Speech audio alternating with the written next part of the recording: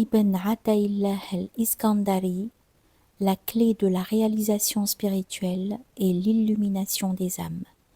Chapitre 16 sur l'invocation pendant la retraite spirituelle. La retraite Khalwa est en réalité la conversation entre soi, le plus profond, et Dieu, de telle manière que rien et personne d'autre que lui n'est perçu. Sa forme extérieure est celle qui permet d'atteindre le but, celui de dévouer sa vie à Dieu le Très-Haut et de se retirer de tout ce qui reste. Quant à la retraite extérieure, elle polit le miroir du cœur des formes incrustées dessus depuis le jour où il se mit à oublier et se mêla intimement au monde et à tout son contenu. Ces formes sont des obscurités assemblées et encastrées les unes dans les autres. C'est d'elles que provient la rouille du cœur qui est l'oubli. Par les moyens de la retraite, c'est-à-dire l'invocation, le jeûne, la pureté rituelle, le silence, le rejet des mauvaises pensées, la ferme résolution et l'unité dans l'intention, le cœur est poli de sa rouille. En effet, la retraite est comme un soufflet, l'invocation est comme le feu, la lime et le marteau. Le jeûne et la pureté rituelle sont les instruments de polissage. Le silence et le rejet des mauvaises pensées bannissent les inspirations provenant de l'obscurité. La ferme résolution est l'élève et l'unité de l'intention est le maître d'école. Cette retraite permet la vraie retraite mentionnée précédemment. Sache que si tu veux entrer dans la présence de Dieu, l'obtention de sa connaissance directe et l'intimité d'avec lui sera impossible tant qu'un autre que Dieu gouverne sur ton cœur. Car en vérité, on appartient à celui qui détient l'autorité sur soi. Par conséquent, tu dois te retirer de l'humanité et préférer la retraite à la foule. En effet, ton degré de proximité à la vérité est relatif à ta distance extérieure et intérieure des créatures. Tu dois rectifier ta croyance religieuse, aqidah, afin qu'elle s'aligne à la doctrine des initiés, et tu dois apprendre ce qui constitue les actes d'adoration. Avant de partir en retraite, dévoue-toi à la discipline spirituelle, c'est-à-dire à l'affinage de la moralité de ton caractère, en évitant toute frivolité et en supportant les torts commis à ton encontre. Est rarement fortuné celui dont l'illumination précède sa discipline spirituelle. Tu dois donc te repentir de tes péchés, rétablir des torts qui peuvent être restaurés par l'honneur ou l'argent, purifier ton être intérieur des traits de caractère détestables et le restreindre de l'errance dans les degrés de l'existence. La réclusion du monde, le silence et la diminution de la nourriture sont nécessaires, comme l'est l'effort d'éviter de boire de l'eau. Lorsque l'âme sera accoutumée à l'isolement, tu pourras entrer en retraite. Le but de se retirer des gens est de laisser derrière soi leur compagnie et non pas de renoncer à leur forme même. Le but est plutôt que ton cœur et tes oreilles ne deviennent pas un réceptacle pour les bavardages excessifs apportés par les gens. Sinon, le cœur ne pourrait pas être purifié des jacasseries insensées du monde. Ferme alors ta porte à l'humanité et la porte de ta chambre à ta famille, et occupe-toi avec le souvenir du Seigneur des mondes. Celui qui se retire mais qui laisse entr'ouverte une porte, les gens iront vers lui. Si on se laisse éloigner de la porte de Dieu, c'est qu'on convoite la place du meneur ou la reconnaissance. L'égarement est plus proche que le lacet de ta sandale.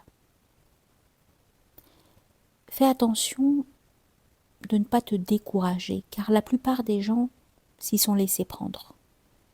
Celui qui entre en retraite devra être courageux, assuré et inflexible, même s'il entend un grand cri. un mur qui s'effondre, ou voit l'apparition soudaine d'une chose effrayante. Il ne devra pas être lâche ou insouciant en retraite, mais être très porté sur le silence et la méditation. Il ne devra ni se réjouir s'il est porté au nu, ni souffrir si on médit de lui. Le disciple doit s'acquitter de ces conditions nécessaires à sa retraite, car personne ne s'en acquittera pour lui. Si le disciple est d'une nature telle qu'on l'a évoquée, il peut entrer en retraite. Sinon, il faut laisser faire les choses.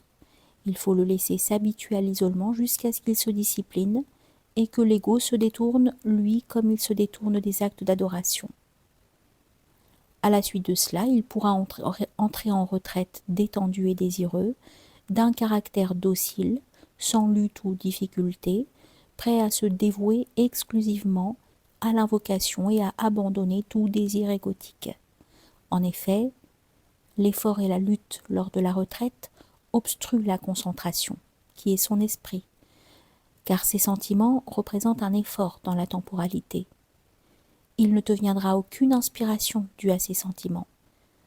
Fais donc ton effort dans l'isolement qui précède ta retraite jusqu'à ce que ton âme s'y familiarise. Si lors de la retraite tu souffres d'un poids tel que l'absence de sommeil, la faim, la soif, le froid, la chaleur, les distractions mentales ou la solitude, alors quitte-la et retrouve l'isolement jusqu'à ce que tu sois fortifié. Lorsque tu voudras y retourner, accomplis la grande ablution, nettoie tes vêtements et formule l'intention de te rapprocher dans la proximité à Dieu le Très-Haut. Concernant la structure de la cellule pour la retraite, qu'elle fasse ta hauteur, que sa longueur te permette la prosternation et sa largeur ta position assise. Il ne devra y avoir aucun trou laissant entrer la lumière extérieure, et dans une maison habitée, elle devra être loin du bruit. Sa porte devra être solide et petite. Il convient le mieux de passer la nuit proche de la porte de la cellule et de ne pas beaucoup bouger à l'intérieur. On en a dit, ne dépasse pas les prières obligatoires et le nombre des prières surérogatoires. Et aussi, plutôt, on devra se limiter aux prières requises et aux 2 prosternations à chaque purification rituelle. On devra faire face à la direction de la prière et rester en état de pureté rituelle. Les lieux d'aisance devront être à proximité de la cellule. Sois attentif à tout courant d'air inhabituel lorsque tu en sors, car cela pourrait créer une influence qui te disperserait pour un certain temps. Suis bien la discipline que tu t'imposes. Si tu sors pour satisfaire un besoin naturel, ferme tes yeux et tes oreilles. Aie ta nourriture déjà préparée ou gardée derrière la porte de ta cellule. Une des conditions de ta retraite est que personne ne doit être au courant que tu l'as entreprise. Cependant, si cela est inévitable, que ce soit la personne la plus proche de toi qui le sache. Il ne devra pas connaître les modalités de ta retraite, ni connaître ton intention, car les gens attendraient de lui qu'il divulgue la raison pour laquelle il te rend visite. Ceci est un vrai obstacle qui chasse l'illumination. Concernant le fait de manger au long de cette discipline spirituelle, tu devras prendre chaque bouchée en invoquant le nom du Créateur avec humilité, nécessité, présence d'esprit, vigilance et attention jusqu'à ce que tu saches qu'il est parvenu à l'estomac. À ce moment, tu peux prendre une autre bouchée et faire de même. Continue ainsi jusqu'à la fin de ton repas. Tu devras boire ton eau à petites gorgées et couper ta respiration à plusieurs reprises pendant ce processus. Il ne faut ni jeûner à l'excès ni manger abusivement. Dès que ton estomac est vide, empresse-toi d'obtenir de la nourriture pour ne jamais souffrir de désagréments. Ne laisse personne d'autre que toi-même préparer ta nourriture. Si tu ne connais pas les capacités de ta constitution, soumets-toi à l'examen de médecins qui te prescriront une alimentation en accord avec ta nature et qui amélioreront ta santé. explique-leur ce que tu souhaites faire, c'est-à-dire minimiser tes besoins quotidiens, éviter les excès et la torpeur qui mène au sommeil et à la léthargie. Ils te prescriront de la nourriture avec laquelle tu pourras vivre de nombreux jours, au long desquels tu n'auras pas besoin de te préoccuper d'autre chose. Tout cela a pour but que tu ne consommes rien d'autre qu'une alimentation légère qui scie à ta nature, lente à digérer, bourrative et qui ne te demande aucun effort. Cantonne-toi à ce qui préserve l'équilibre de ton tempérament. Parfois, si un aliment est excessivement sec, il peut donner des fantaisies et des délires. Cependant, si c'est une inspiration qui produit ce genre d'indisposition, alors elle est désirable. Porte des vêtements qui permettent à ton corps de se sentir épanoui et en harmonie et qui soient de ceux qui ne créent en toi aucun doute ou malaise, comme pour les règles observées pour l'alimentation. Tu devras posséder une serviette propre pour tes parties intimes, que tu laveras souvent. Allonge-toi pour dormir ou te reposer seulement lorsque tu es submergé par le sommeil. Ne tue aucun animal, ne serait-ce une fourmi. Si tu as peur d'avoir de la vermine dans les cheveux, alors rase-toi la tête. Habille-toi en gardant à l'esprit ta propreté, en changeant souvent d'habit avant que la vermine puisse s'y attacher et qu'elle te dérange. Ne laisse pas passer un instant sans être en état d'ablution. La différence entre une inspiration angélique et une inspiration satanique est qu'à l'inspiration angélique succède la douceur et le bien-être. Tu ne ressens aucune douleur ni ne vois de changement dans les formes. Elle laisse derrière elle la connaissance. L'inspiration satanique donne lieu à l'agitation du corps, la douleur et la confusion. Elle laisse derrière elle l'ahurissement. On appelle pensée suggestive ce qui entre dans le cœur sous la forme d'une parole inspirée sur laquelle le serviteur n'a aucune emprise. Ce qui est ici nommé parole peut se classer en 4 catégories. La première est la parole divine.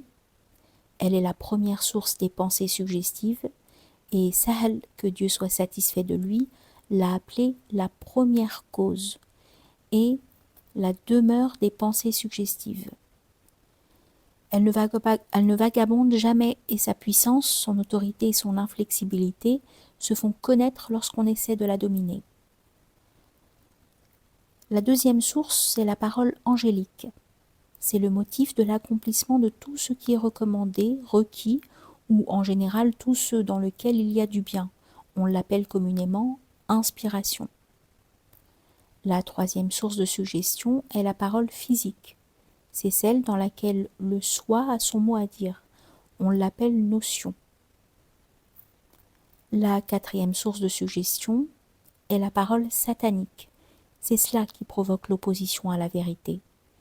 Dieu le Très-Haut a dit « Le diable vous fait craindre l'indigence et vous commande des actions honteuses. » Le prophète alayhi salatu wassalam a dit « L'appel du diable mène à la négation de la vérité et menace du mal. » On l'appelle la suggestion diabolique, waswas, et elle doit être pesée avec la balance de la loi.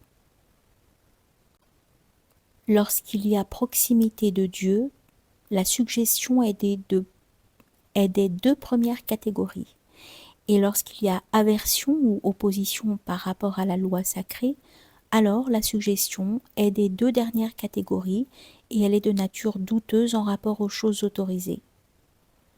Appartient aux 2 premières catégories ce qui est plus proche de l'opposition du soi. Appartient aux 2 dernières ce qui est plus proche de la passion et de l'accord à l'ego. La distinction entre ces deux est aisée pour celui qui est véridique, de cœur pur et en présence permanente de Dieu. Mais Dieu est le plus savant. Que ton invocation soit celle du nom qui embrasse tout, c'est-à-dire Allah, Allah, Allah. Ou si tu le souhaites, Huwa, Huwa, Huwa. Ne transgresse pas cette invocation. Sois sur tes gardes de ne pas le prononcer alors que d'autres que Dieu sont dans ton cœur. Ton cœur doit être celui qui le mentionne et ton oreille celle qui est à l'écoute de cette invocation, jusqu'à ce que celui qui parle, al-natiq, émane de ton soi, sir. Lorsqu'à travers l'invocation tu sentiras émerger celui qui parle, n'abandonne pas la condition spirituelle dans laquelle tu te trouves.